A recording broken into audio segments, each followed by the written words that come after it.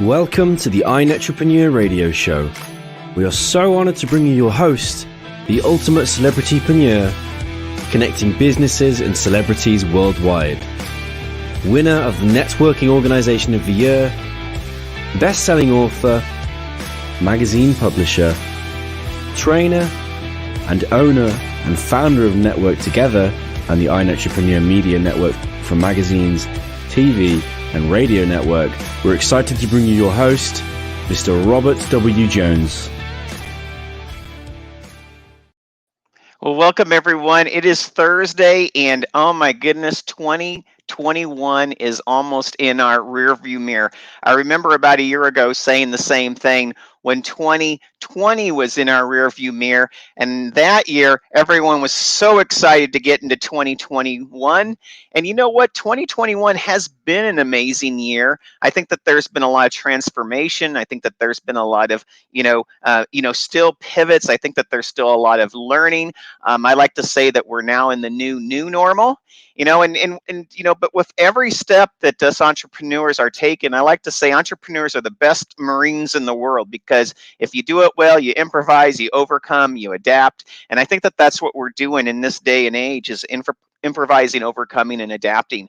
I do want to remind everyone we have some major things coming up, and the first and foremost is the second version of that book back there, The Art of Connection.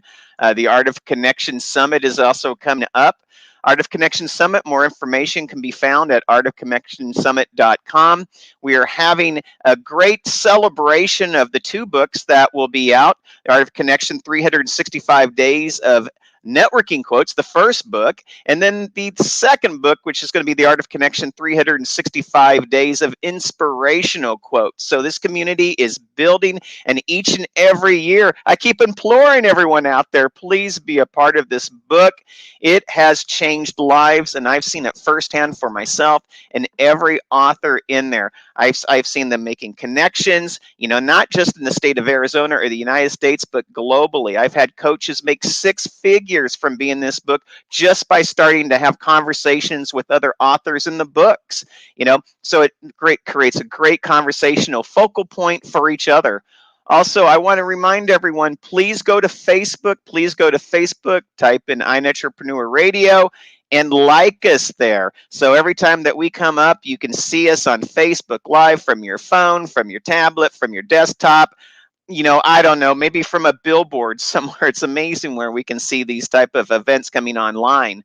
Also, this is the main place that I always, implore all of our guests and even our members to go to if they want to see what's going on in the network, the iNetrepreneur Network. Go to ntevents.net, ntevents.net. We put on over 1,000 meetings and events and academy classes and chapter meetings, both in person and virtual, plus even radio shows, etc. Go there and get plugged in. Our members also can, they can put some of their upcoming events there as well. So we really want you to use as an active part of your week, your month, and even your year. Next, I want to talk about, 365 Days of Inspirational Quotes. Just go to the website, 365 Days of Inspirational Quotes. There you can reserve your book page. And in our last book, we created 122 first-time best-selling authors who also happened to land in the Library of Congress. And believe me, it may be the largest library in the world, but not every author gets into the Library of Congress. There is a certain vetting process that you have to go through to get there. And we were really excited because we actually, the transcript before it was even completed had already been accepted by the Library of Congress. And that is something that I've always been so proud of. And lastly, I just want to promote our iNetrepreneur magazine. Our iNetrepreneur magazine is a great place to go. We have, I think we're up to about 35,000 subscribers. These are all business owners, entrepreneurs, other influencers. They take a look at this magazine. And what I like about our magazine is it has a decent shelf life. Sometimes, you may not get that business, right that week in the magazine, but, a couple of months, even year, even 3 years later, the magazines have a shelf life with our website and how we distribute our magazine through our subscription model. You will still be found. So, you may I can't even remember what I posted on social media 2 days ago. But when it comes to a magazine, it has a longer shelf life for you to be seen. So enough of what I have going on with all of my messaging before I got to bring in my guest sometime. And I'm really excited that I am here today with Justin James. Hi, Justin. How are you? I'm doing fantastic, Robert. I'm just as excited to be here. Yeah, I was starting to get to mental hook there. Like, man, I have so much to promote right now. It's like the end of the year, and we're trying to wrap all these things up, and then we have 2022, and we have a new virtual format that we'll be rolling out. We have new partners that we're going to be playing with, and but I'm really excited, Justin. You and I have known each other for over a couple of years now, and I finally have gotten to you all to myself on this show, which we haven't had that before, have we? We have not. So I'm excited to do the full hour with you. I am too. And it's really quite amazing to me. I have other control panels here I have to work with too, like you. It's really kind of amazing to me that I still remember the first time, I saw you and you came in. And I thought, you know, this guy is so recognizable to me. Why is he so recognizable to me? And then when you started talking and you started talking about your background and what you did, in your career path up to that point, I said, that's it. Now I know why he's so recognizable, to me, because you and I have both been geeks. And I wear that proudly, Justin. So I hope you do too. I am proud to be a nerd. I'm proud to be a geek. And I get to wear that banner with you if you so choose to have it. Absolutely. We will take you in our nerd herd community anytime. But what was really interesting and is when you stood up there, you were talking about something that I think that really matters. And I think a lot of people still have a little bit of fear with what you were teaching. And when you got up there, you were talking about, the need to be heard. And your company name is Let Your Nerd Be Heard. But at that time, it really was about, helping people, really like even me that from the technology fields, get out there and start being seen and get your voice heard. And that's what I really appreciated about you. And I just wanted to kind of, go over a little bit of how you went from, the Intel community and you went from Intel to start this whole new world of coaching on speaking. Yeah. So as a nerd, I was like most nerds. I didn't want to actually get out in front of people. I didn't want to share. Or I'd been at Intel when I started doing this like 15, 16 years, but nobody actually knew what the heck I did. Even people in my local community that I hung out with all the time had no clue what I did other than I worked at Intel and did something in software development, but had no clue. And so as I started to realize I need to let people know what I want to do. If I want to further my career, I want to open up new opportunities. I got to let people know what the heck I do. People aren't just going to magically go, oh, you've been in the industry for 16 years. Cool. Here's a major stage for you. Get in front of these 1,000 people and just talk. No, they need to know, what do you do? What do you bring to the table? What's your messaging?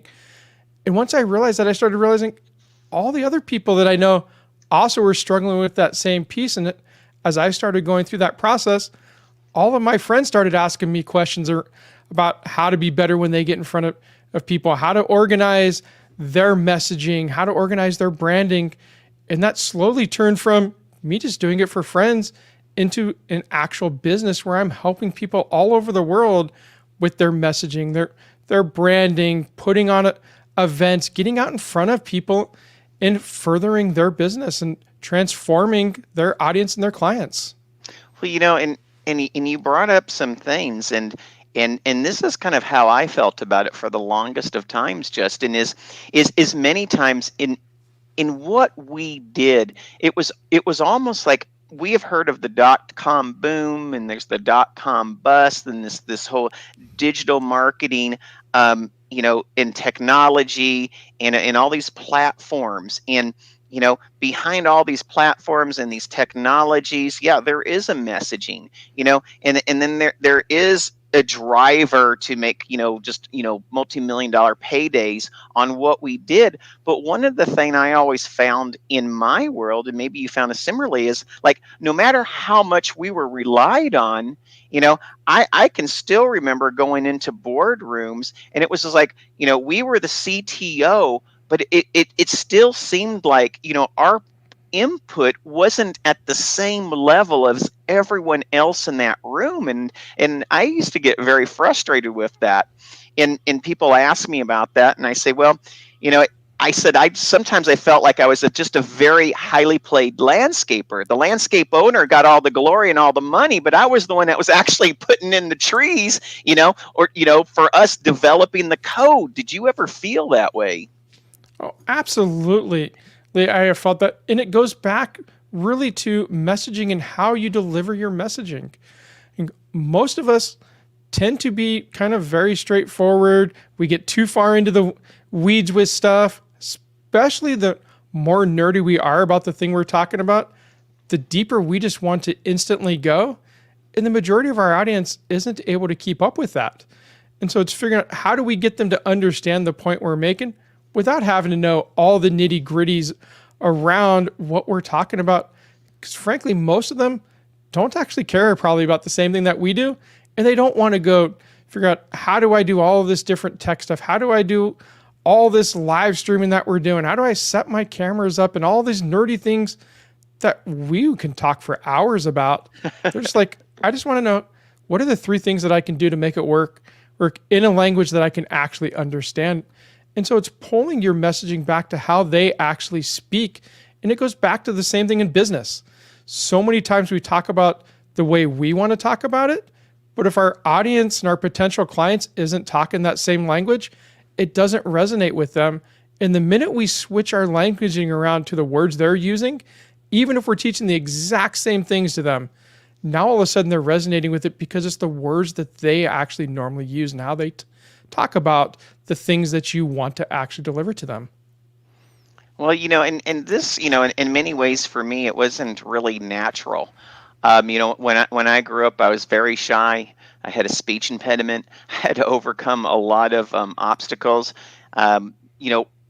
Where I grew up, even, I mean, everyone, I was like brown skinned and everyone was white skinned or black skinned, and here I was. So I always felt out of place. I had the speech impediment. So for me, I really went internal, and really, programming and, coding was kind of a way for me to do my own type of reading, let's say.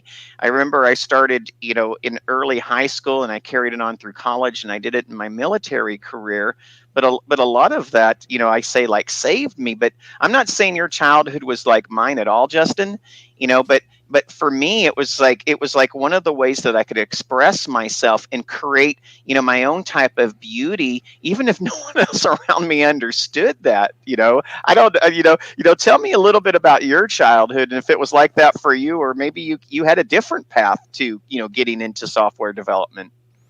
So I actually never planned to be in the tech world at all. I didn't grow up playing so I'm an 80s kid. I didn't grow up in the 80s with Commodore 64s and Mac, the original Macs, like all that stuff that a lot of people that ended up in the tech industry talk about they grew up doing.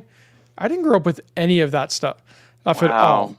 I always planned on being a musician. I thought I was going to be a drummer, and that was always my goal. Well, all through growing up, that college wasn't in the works. I'm like, I'm going to be a drummer. I'm going to tour the world. And then I had some health issues with my arms right as I was about to graduate high school. And I realized, I need an actual backup plan here. Like, if I'm not able to drum because these health things that are popping up, I got to have a backup plan. And I went to college just because I needed to do something, and took the shortest possible degree ever. It was like an 18-month program in electronics. I was like, okay, my dad is an electrician. I was like, maybe I can do some electronic stuff. And I really didn't want to do school any longer. So 18 months later, the company that hired me was Intel. And 24 years later, I'm still there, but I started as just a factory worker. I was like, I'm just going to go get the paycheck, and this is going to be life. And over time, I got opportunities to start doing software development, start moving up the ladder on that side of the house, which ultimately led me to speaking all over the world at various conferences in the tech world, led me to creating my business and helping other entrepreneurs launching their events and their businesses. But growing up, I was super nerdy, super introverted. There's a reason I picked drums and not guitar or something else. In the 80s, everything was big drums. Like you could barely see the drummer. So I was like, cool, I can hide in the background. And even though you're kind of the heart of the band to keep the beat, you're the forgotten one a bit as the drummer, or as long as you don't have to do a drum solo. And I was like, and I always turned down the drum solo. I was like, no, I'll just play the songs. And so definitely I kind of had that same shyness all the way through my career. It was work to actually get out of that. But here's that is important that you say that, and I want every viewer to know this. It is really hard to get out of that. I think probably 6 times, I kid you not, 6 times in my life, I left the technology field to do something else only to keep being pulled back. And I have so many members, even in the iNetrepreneur Network, they're like, well, Robert, you did so many things in your life. And it was always like I was trying to escape what I knew, but it was also wasn't what I loved. My dad was a Unix programmer, and so he worked for petroleum companies, and so it was kind of in my blood. Now, he had an abacus, and he had the first TI calculator, and then all these things. And so it was almost like a given that I was going to pursue that. And even though I did, because I learned a lot from my dad, and of course, through other trainings and certifications, it wasn't a love, but talent is talent. And sometimes you're driven to do the things not because you love them, but you have enough talent in those things to have other people pursue you, to keep drawing you back. Because I've done retail, I've worked for the Renaissance Fair, I've been a property manager, you name it. I've done so many things to get out. But then all of a sudden I get that call and someone has that one problem. I know how to solve it. I fix the problem, and guess what? The next thing happens, they offer a contract or a job or some other thing. And I'm sure that's probably helped you, with your, in your career. So Justin, we're going to coming up on break right now. I want to talk, a little bit more. Let's kind of bring it up a little bit forward, and let's talk a little bit about, today and what it looks like from the different perspectives of, what it takes to, bring an event together. So we will be back in just a couple of minutes here.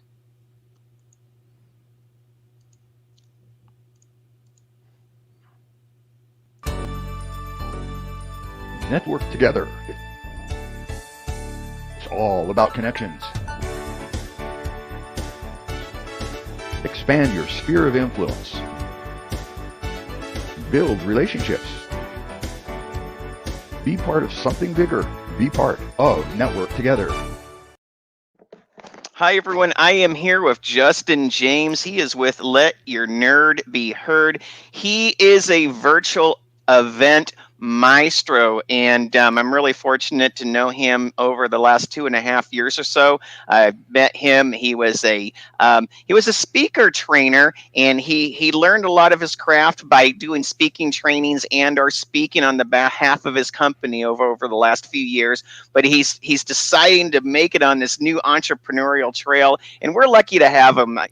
Justin, welcome back to our next segment. And, what I want to talk about in this segment is, sometimes, people don't see what they don't see. And there really is a lot that goes into a virtual event or an in-person event. And then sometimes you think it's only speaker and audience, but, there's more. Many times there's the host of the event, and then you also have the crew of the event. And, it takes a lot of, how would I say, there takes a lot to be in concert. Like, it's like a good band. You have a bass guitar, you have an electric guitar, you have the drummer, and then you have a lead singer or something like that. But every piece has to be a part of that magic, doesn't it? Absolutely. They all have to work in concert together in order to actually pull off the successful event. And if anyone's not working well, you as the audience can typically tell that something is going on with the event behind the scenes. you know, and that's really important. I've been a part of events. Again, I've also done event planning in my life, and I've been a caterer. Again, when I was in between, into it, and when I worked for GoDaddy and then Realtor.com, I worked as a barista, and that's what I mean. I did all these other jobs to kind of go on to restaurant management and everything, and I kept getting back into it. You know this, but when you create an event, it always seems like the focal point is the speaker. And then when you look at a speaker to create a great event, or maybe you look at panels, or maybe it's a kind of like it's a collaborative event where you have many speakers and panels and other things going on. One of the things that we always hear about the speaker is this, that they're there to create impact. But I think it's more than that. A speaker can't just create impact and walk away. There's other things that, when you're working with a speaker, you kind of have to cultivate out of them, don't you? You do a bit. And it does depend on the type of event. If it's for just entertainment, obviously it's going to be a bit about the speaker. If it's about sales, it's going to be much more about the audience. I need to connect truly with the audience if I'm going to try to actually offer them some kind of a high ticket package. Anything I'm going to offer them, if I'm not making that connection and I'm just making it all about me, it's really hard to actually make a sale at that point. So it just depends on the type of event to how much is focused on speaker and host. Now, I will say the first thing it does start with, though, is the speaker and the host have to be comfortable with their event, how it is set up. And once they're comfortable and have that right energy, then they're able to deliver the massive value that they actually want to deliver to their audience. And I think that's the one thing we think about, because in our industry, I always say that there's kind of like a speaker bias in our industry. And there's a lot of speakers, but really this world has changed a lot over the years. And I really think that we're shifting from a speaker centric world to a very, very, very audience centric world. And I just, in the past 5 years, and certainly through COVID, it seems to me that we have more speakers than we do audiences that the speakers can serve. And so it's becoming very, very competitive, and speakers have to find out new avenues and new ways, to create awareness for themselves, to create money, to create that impact, to gain in clients, to, even represent other companies. I mean, the pressure's on for the speaker, isn't it? It is a bit on for the speaker. You truly have to get out there. They're much more now, especially if you have an online business. There's so much more with social media. When I started in the tech world, we didn't have social media. There was no Facebook. There was no YouTube. Like, none of that was there. Google was just starting out. But now we have all of that social media, and everyone's on it. And so we're competing a bit with that, competing with the visibility. We've got ads that we're competing with in there. We've got joint venture partnerships that people are making that we've got to try to get our way into there. So it has definitely become much more competitive. And it's up to you to truly get out there now. You can't just sit behind the scenes and just expect people are going to find your website, or that you're going to get referrals from local people in the community, and that's going to just make your business. You really do have to get out there much more and have a plan for how you're going to do it, because there's too much for you to do all of it. You need to have a true plan. Well, I had a speaker, talk to me about even virtual events, and he said, I have to compete even with Netflix. They probably have me on one monitor and they have Netflix on the other monitor. I mean, there's a lot of competition for time out there.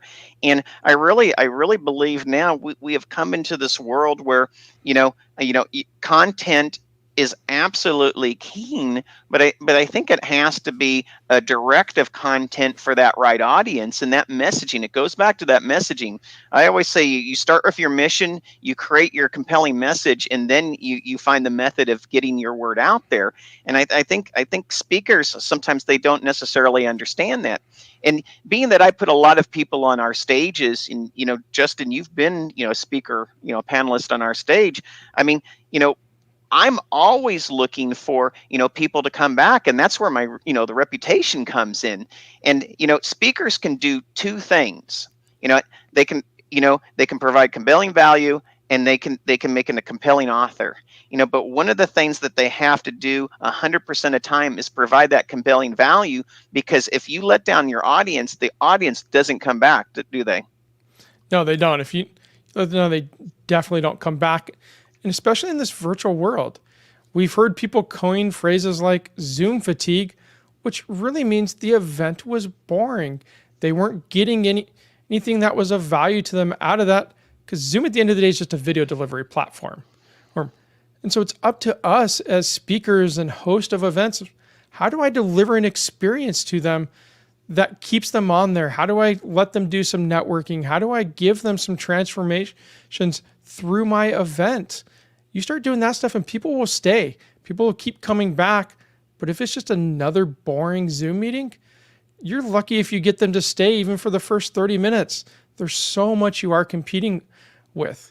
You got to make an experience. Yeah, and we're trained. We're trained to have a lot of ebbs and flows of energy, and I think television. That there's something to be said about how the psychology of watching television and seeing the speed and the quickness of how the scenes, in sitcoms have changed over the years. They're much faster. There's many more scenes. There's many more movement. Everything's become more animated, and I think when we sit down in a Zoom and we hear someone just kind of reading their notes through the entirety of a 45-minute presentation, most of us gag the spoon at 3 minutes.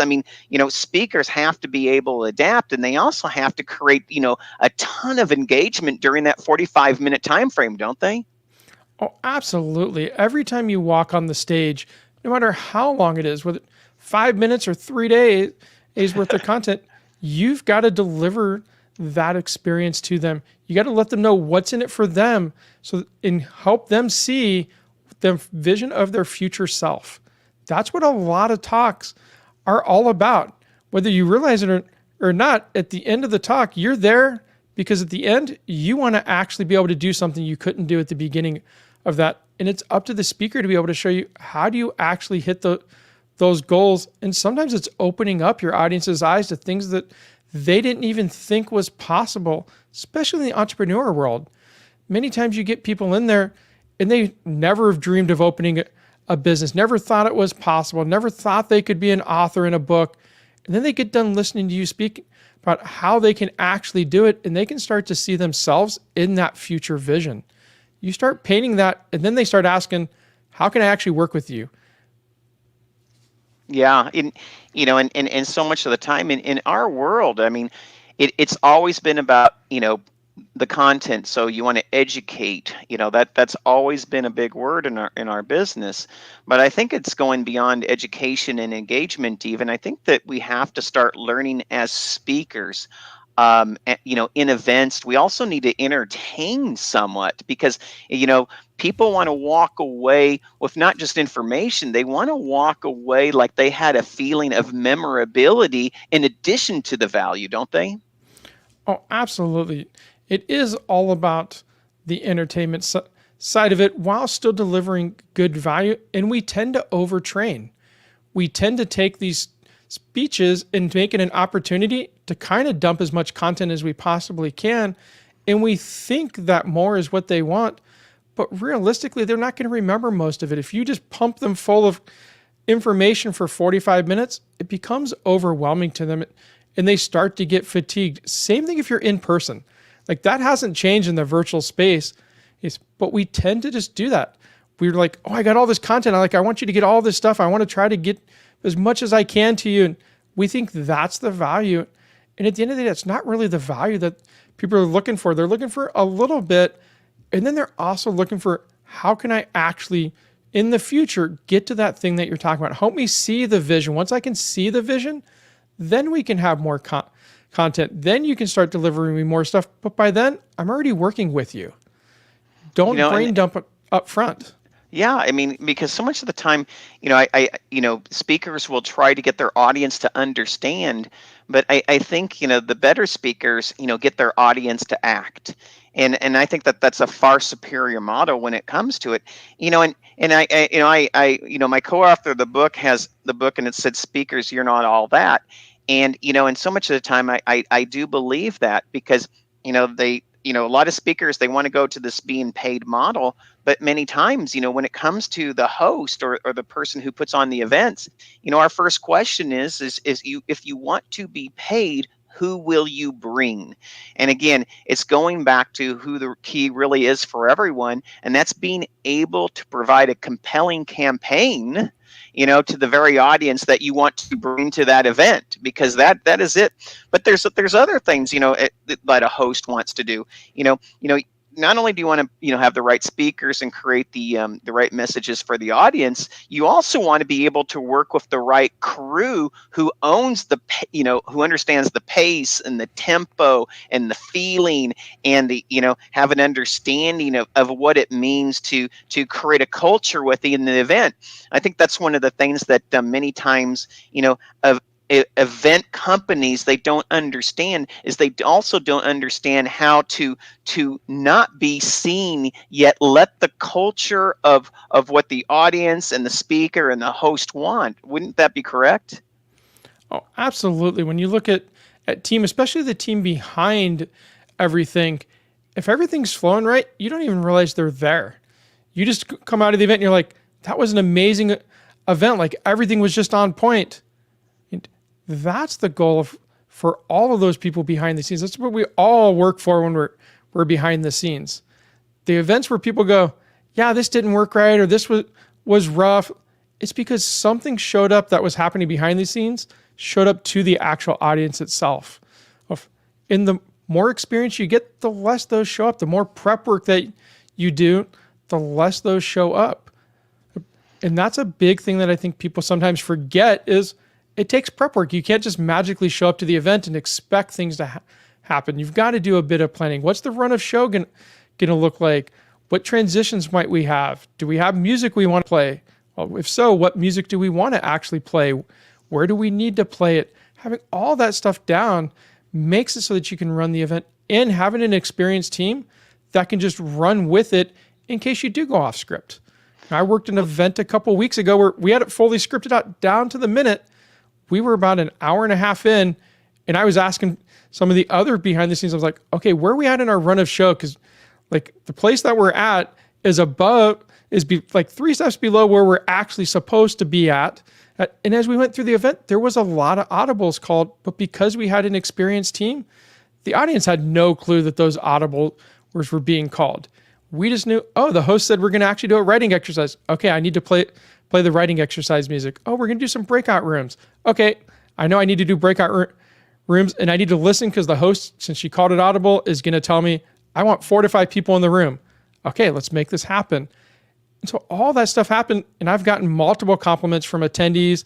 The host even got on and talked about the only expense they happened to have for this event was the tech, and it was well worth every penny because she didn't have to worry a single thing about the whole 12 hours of the event. That's what happens when you bring on the experienced crew. And I tell you, you cannot be rigid in this industry. I mean, rigidity will, I'll say it will kill you. You have to be uber flexible. And, people may not know what audible is, but that is a shift in agenda that takes place within moments. And you have to be able to step up to it really quickly. A lot of times when people come to events, and entrepreneurs who are not really familiar with either live or virtual events don't understand that there is no second try. When you put on the event, that's it. So there's no, what did they say, there's no second chance to make a first impression. But not only that, when I used to be on stage, we used to even have dress rehearsals before the big night. And we used to be able to practice our lines and our transitions and have the lighting and everything else come with it. But in this day and age, you can't get every speaker to come the day before. You can't get the event crew to be there. I mean, our time is very precious and valuable. And so you really do need an experienced team who understands, the role of the speaker, or the panelist, and the needs of the host and the desires of the audience, and in having a crew that says, hey, we can't do that. No, you need a crew that says, hey, whatever I can do. And there's a big difference between the two, isn't there, Justin? Oh, absolutely. Like right now, as I'm on your show, I've got a crew that's running a 3-day event. I haven't had to hop on that event at all today. We did all the planning, ran through it. They've all run multiple events with me.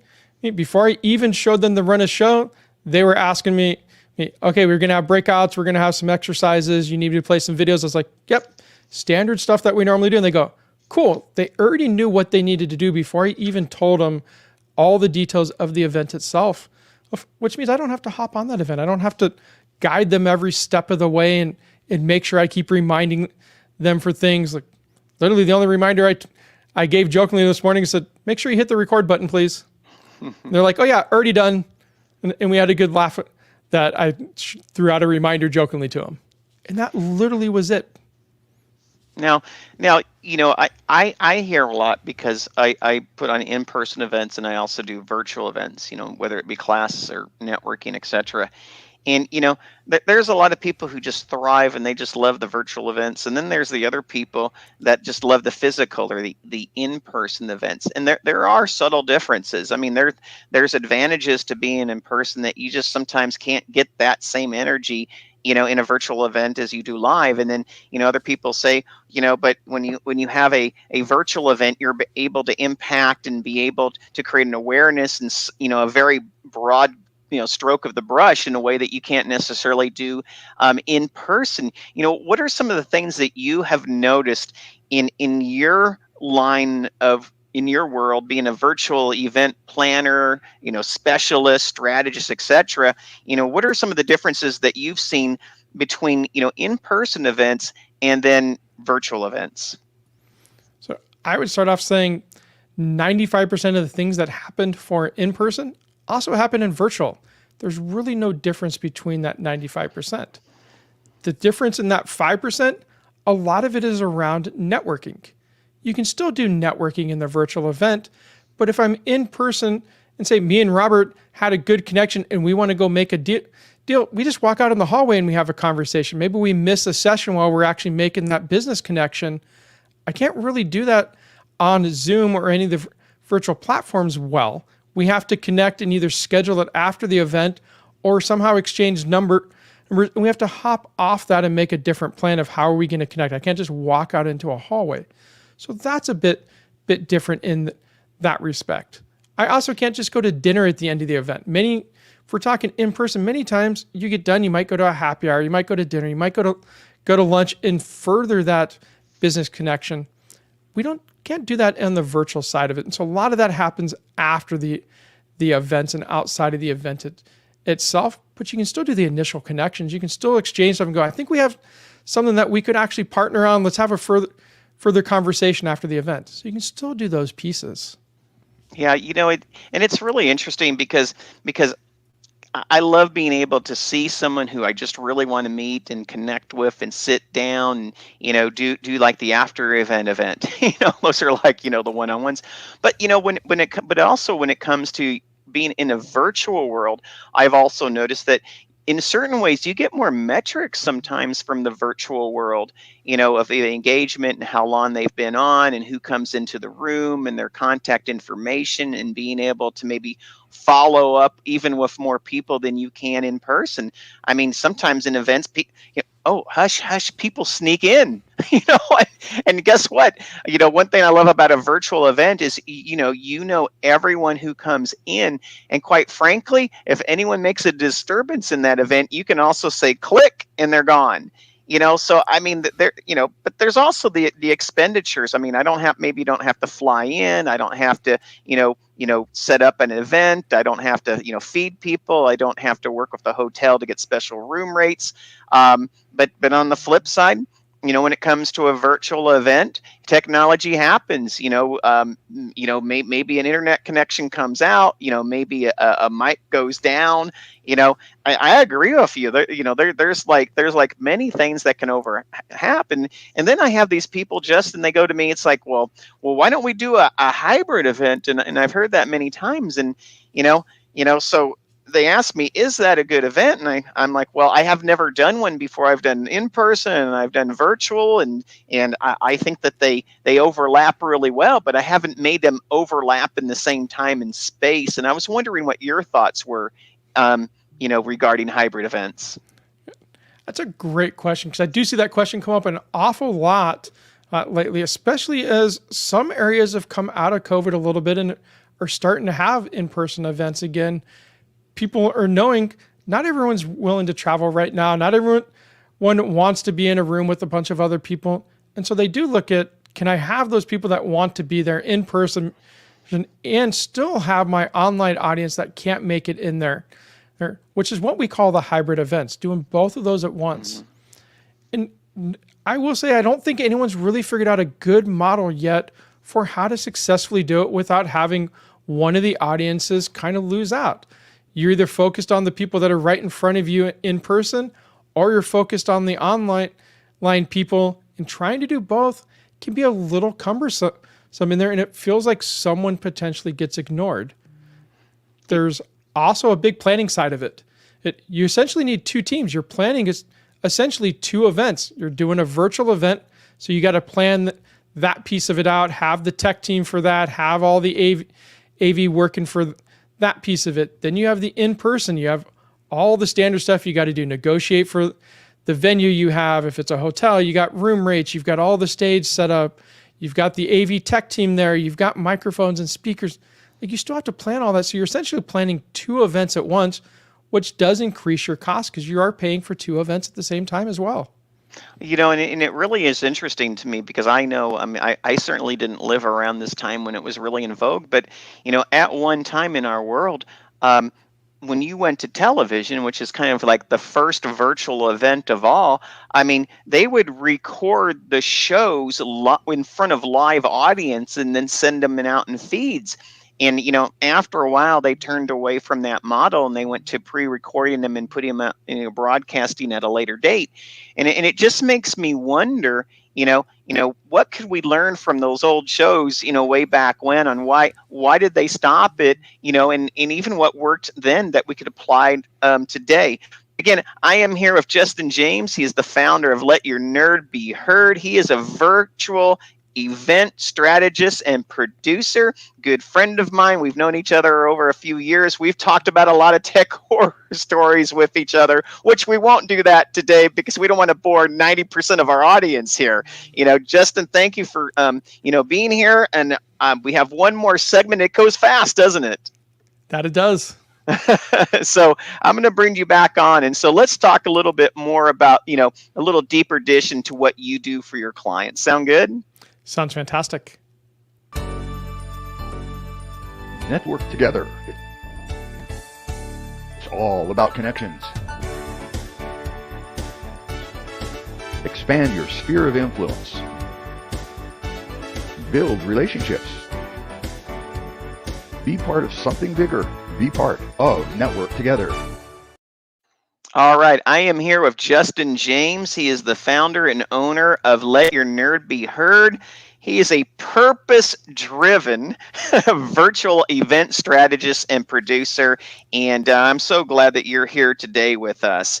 I think some of the things that a lot of people in our world, their first question is, how much time does it take to be able to put on a virtual event, the prep work, how much cost will it be, and after it's done, what are the markers of success? And that is a pretty loaded question, but I'm sure it's a question that you get quite frequently, so let's start, let's just start with scope of events. You can do an event of 5 people and you up to 5,000 people. So let's first talk about when you sit down with a client and you say, let's strategize a little bit on what a package is going to look like. What does that strategy session look like when you come across the person who wants to put on a 5-person event versus the 500 versus the 5,000 person event? Absolutely. It is the number one question I get when people come to me. In where we have specialized really in, for the most part, is the 3-day events that coaches and entrepreneurs run to make an offer for their high ticket package, for their mastermind, their group coaching programs, their mentorship programs, those packages that are several $1,000s in cost. That's the typical event that we run, and that I'll actually be basing most of my answers off of. So cost-wise, planning-wise, all that stuff varies depending on what is your event going to ultimately be. But I will say, regardless of 5 people, 500, 1,000 people, the work is the exact same up to 1,000 people. And so cost doesn't really change between them for the most part. It may go up a little bit as you bring in another team member here or there as your event gets bigger. Once you get over 1,000 people, your cost starts to exponentially go up because there's way more tech. Like Zoom can support up to 1,000 people. So up to that point, I need basic tech. I get over the 1,000 and the tech kind of becomes crazy. Like you start getting into all these, I need 2 Zoom rooms and I got to try to combine it together so both rooms can hear each other and lots of stuff. So if we look at below the 1,000 people mark, like planning wise, we like to have 12 weeks of planning in there. That gives you time to figure out the event, gives you time to most importantly do marketing. It's the number one thing we push our clients to do first is figure out what's your event going to be about, who's your right fit client, and start marketing to them. You can never have too much runway for marketing in there. The longer you wait to do marketing, the smaller your event is going to be. And then start working on some of your content in between doing some of your marketing pieces. And ultimately, it's about 12 weeks of time to make it comfortable. Now, we've gone from no event on a Sunday to having a 3-day event on that Friday, and we've brought in 300 people and done that. But literally that whole week was 12-hour days, is just push to try to make that happen. And that person already had a built-in audience. They already had a very responsive audience, so they were in a position to do that. The ones of us that aren't in that position need the extra runway so we can bring in as many people. Because at the end of the day, it's a math game. It's not magic how people make multiple 6 figures at their events. It comes down to math. You look at what your average conversion rate is, well, that tells you how many people you need to have in your event to make a certain dollar figure. If we say we're going to sell a $10,000 package and I want to make $100,000 and we know we're going to convert 10% of the audience, I know I need 100 people physically to show up for the event. Then you start looking at, well, what's my show up rate? If I sell 100 tickets, how many are going to actually show up? Because we know it's almost never 100% are going to show up. So let's just say 50% because it's easy math. 50% are going to show up. Well, if we know we need 100 people in the room, now I need to go sell 200 tickets. And so it's a math game at the end of the day to figure out how much do I want to make for my event to how many people do I need to actually get onto the event. Same thing with ticket prices. You start looking at, well, what are my upfront expenses? Can I try to get enough ticket sales to pay for my upfront cost?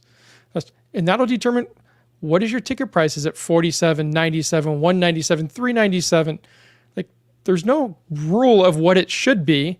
You got to go back and look at your numbers. And it's all a math game for all of this stuff and knowing what are your conversion rates along the way and truly tracking those so that you can actually play with data and not try to just pull it out of the thin air. And a really big thing is, the paid ticket prices, the amount of the packages. There's also, being able to, have other deliverables too, because sometimes, people may not want to have the package. Sometimes they just want to get an appointment. Sometimes they want to, get set up for free stuff. Sometimes they just come to the event because they know other people are in the room and they want to meet the other people in the room. I mean, there's so many different things that happen with the audiences. And I think that is one of the things that, even seasoned networkers forget. It's not just the value. See, so much of the time we think of the speakers, the only value in the room, but I keep saying this again and again. If the speaker attracts a certain audience, the audience itself has a tremendous amount of impact and value, and you want to meet them too. Because if you just show up, to hear the speaker, write your notes, and leave, you're actually, kind of putting a lot of your, awareness, building client base and certainly profitability on the table, aren't you? Oh, absolutely. And we know people buy based off connection and community. Those are the two things that ultimately get them to start thinking about working with you.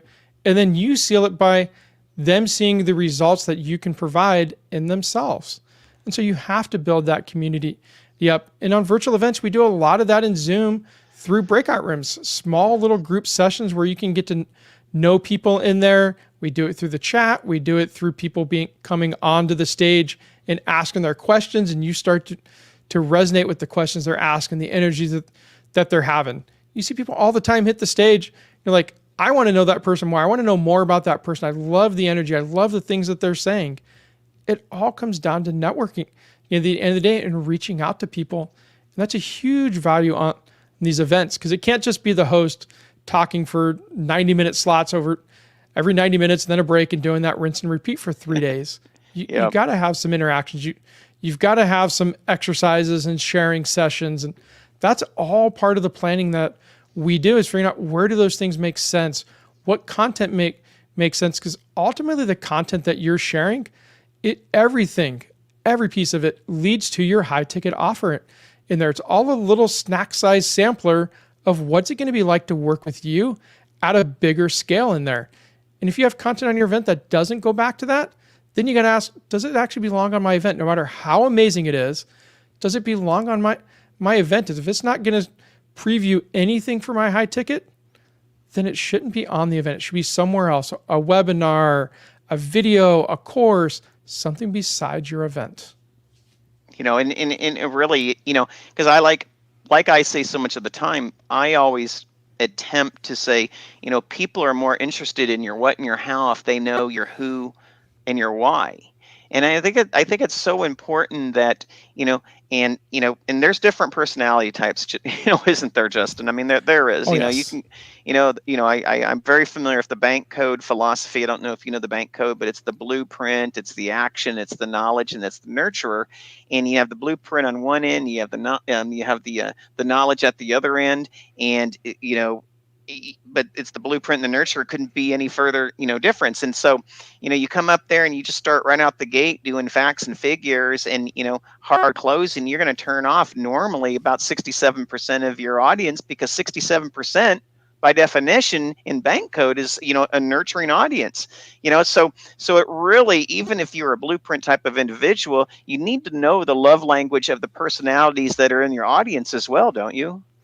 Oh, absolutely. And when we look at the formula for these virtual events that we're talking about, it has been tried and true from the in-person side for the last 15 to 20 years. And the same thing still falls in with the virtual events. Knowing where do you make your offer? You notice we never call it a pitch, because no one likes to be pitched to. We're offering them an opportunity to come work with us on a bigger scale.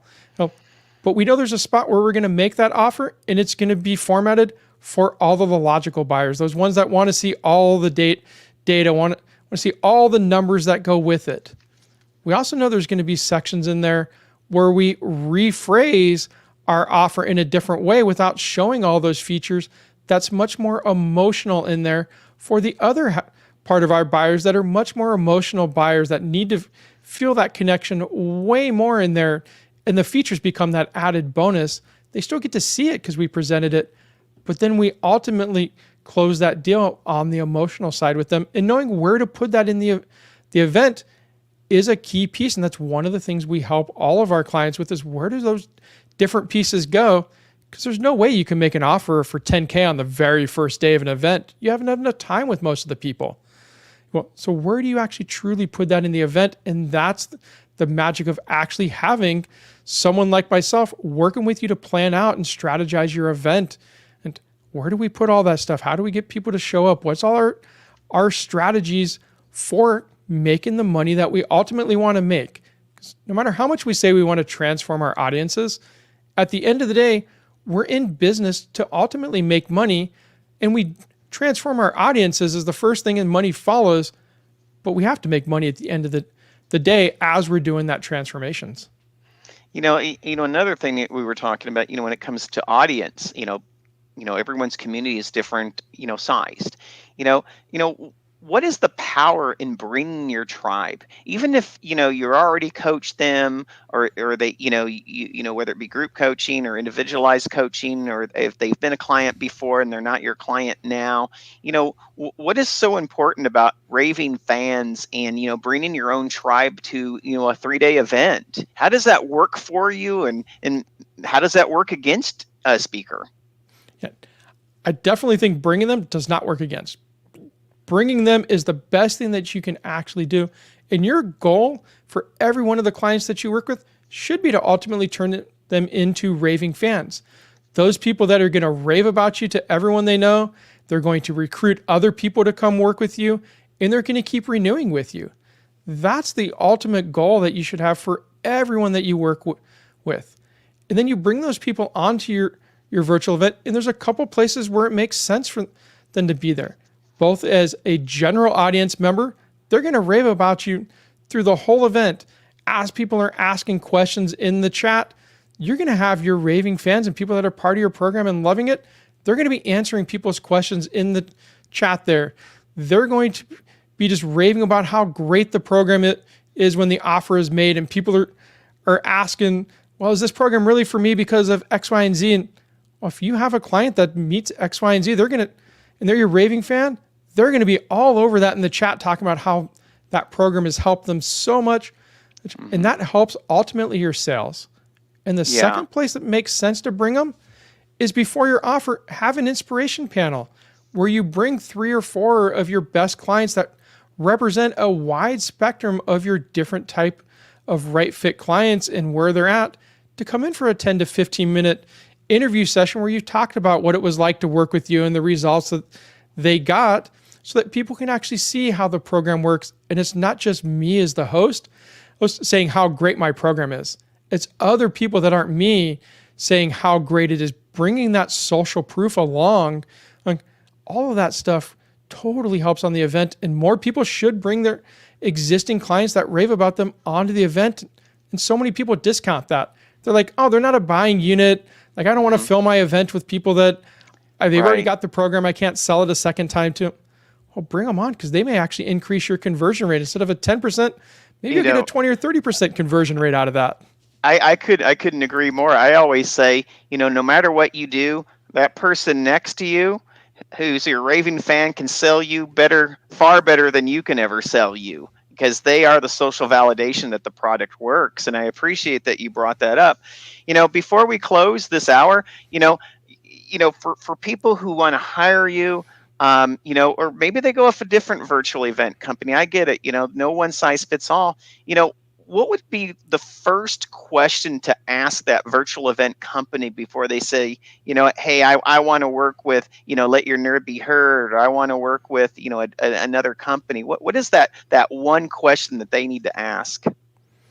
Oh, just one. That's a hard question, because everything I always tell people comes down to starting with a conversation, because every event is so different in there. What your goals are, what your philosophies are, who your audiences are, that you need to have the conversation to see, can that actual virtual event company help me with what the places that I actually need in there? So the first real question is to reach out and say, I'm thinking about running an actual event. Can we have a conversation about if you might be able to help me on the event? Well, I was hoping you would say this, so I kind of loaded the question. I call this my question to the surgeon. Before you open up my heart, I want to know, how many times have you done this before? Because I don't want to be the first one. So exactly. And here's the great thing when you ask that question and have the conversation. Most of the event strategists out there have other event strategists in their network. So if they're not right for you and they realize they're not right, they can refer off to other people. And I do that all the time. I get people right now that are coming to me and going, I want to run an in-person. I want to run a hybrid. Well, I don't do the in-person at all. That is not my zone of genius. I have people in my network that is their zone of genius, and I'll refer after that and partner with them for the hybrid side of it to do the virtual side, and let them handle the in-person where it's their zone of genius. So you never know who those other people actually know. So start and have that conversation, and don't be afraid to reach out. The conversation doesn't cost you anything. It's just a little bit of your time to hop on a Zoom call, to hop on a phone call, and you never know what's going to come out of that.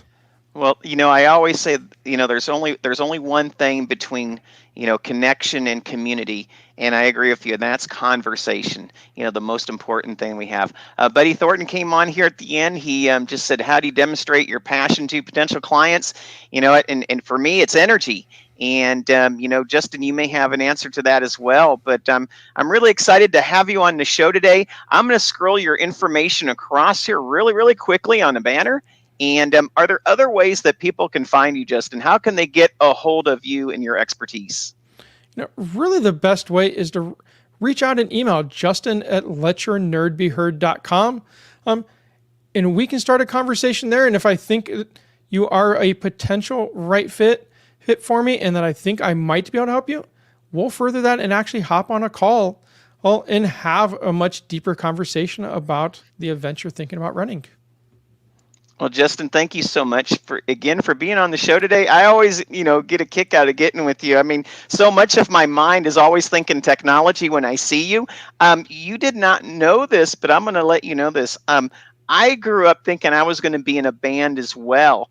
And I took the second most indescript, instrument in the entire band. That was the bass guitar, because I figured I could just, I just work back there with the guy in the drums. So, I love that I could see us, just jamming to a little drum and bass. Again, I'm with Justin, Justin James with Let Your Nerd Be Heard. Thank you so much for being on the show today.